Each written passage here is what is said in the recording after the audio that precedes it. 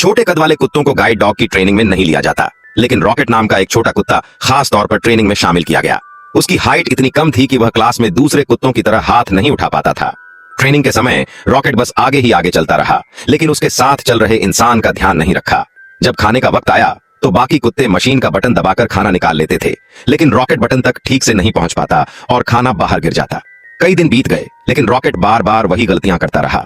वो मुश्किल से टेबल तक पहुंचता, लेकिन गिर जाता, खाना फिर बाहर गिर जाता और इंस्ट्रक्टर के साथ ट्रेनिंग में भी कोई सुधार नहीं होता। रॉकेट बहुत दुखी हो गया। रात को वह अकेला बैठकर दीवार पर लगे सर्टिफिकेट्स को देखने लगा।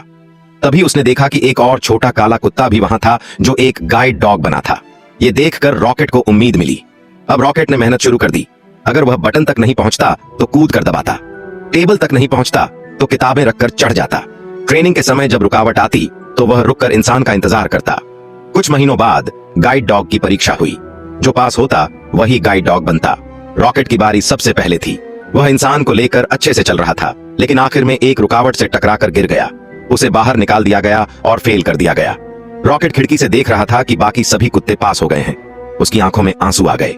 तभी उसने देखा कि एक अंधी लड़की गलती से एक खतरनाक जगह पर चली गई है। रॉकेट दौड़ पड़ा और अपनी छोटी काया से वह जगह पार कर गया जो बड़े कुत्ते नहीं कर सकते थे। उसने लड़की का बैग खींचा, धीरे धीरे उसे रास्ता दिखाया और लकड़ी के पट्टों से होते हुए उसे बाहर निकाला। ये सब ट्रेनर ने देख लिया। असली परीक्षा तो जिंदगी में होती है।